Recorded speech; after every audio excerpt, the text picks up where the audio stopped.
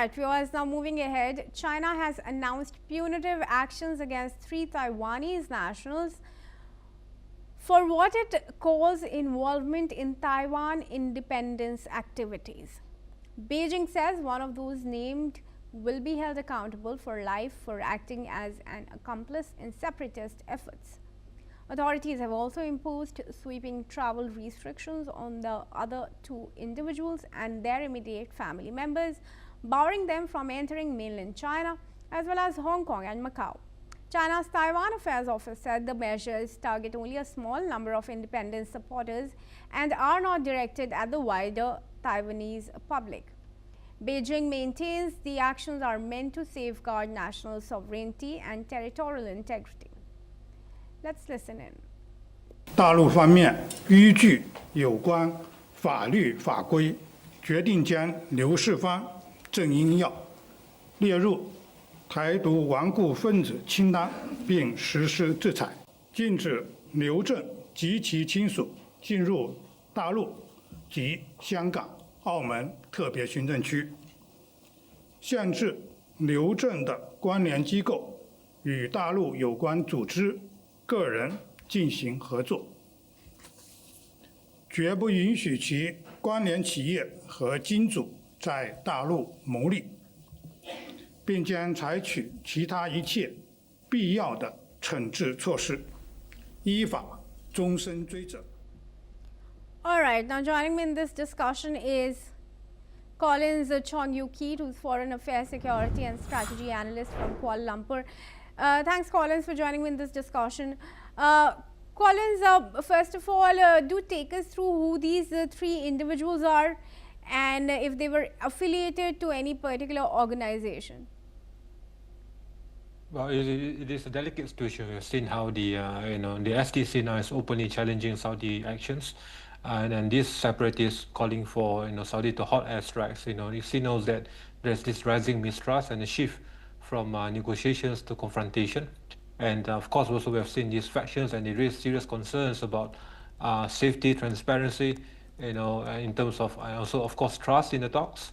And so when talks collapse, there's this risk of actors reverting back to military moves on the ground, and this will also potentially draw in again the southern factions into a wider confrontation. So we've seen how this whole connotation between the separatists in Yemen and Saudi Arabia, and it will also implicate greater escalations and the risk in Yemen, where it's now drifting back towards fragmentation, instability, and with growing, of course, also on humanitarian and political risks, which will have profound implications both for Yemen and for Saudi Arabia as a whole. All right, and what do you think about the larger plan of action for China as far as Taiwan is now concerned? Put this in context of the US military action in Taiwan. Will this bolster China to assert its authority on Taiwan? Well, we have seen that this is the time for Beijing to act tough for both the domestic audience in China, and also as a stark warning to Taiwan, that independence is not being tolerated, and that this reinforces the narrative that Beijing is defending its own territorial integrity, territorial rights, is treating this as a strict internal matter of China, and this is to appeal to domestic Chinese nationalists, but to Taiwan's political opponents. It is to signal that there will be consequences, there will be repercussions if there's any intent or movement towards a pro-independence advocacy, and this is the result of these actions. And but of course it can backfire heavily. It can even galvanize the Taiwanese public opinion and galvanize support within Taiwan for even greater defense of its own democratic self-determination. So we have seen how these consolidated, synergized efforts by Beijing, from the blockade to the encirclement to the grey zone tactics, coercions, of course also with this recent move to of course to impose these travel bans and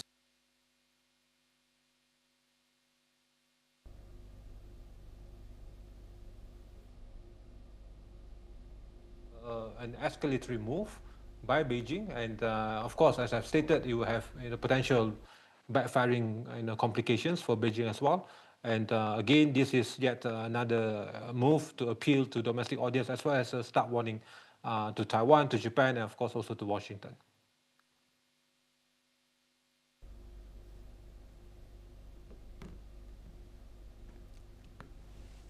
All right. Well, thanks for your opinion there, Collins, but I request you to stay on with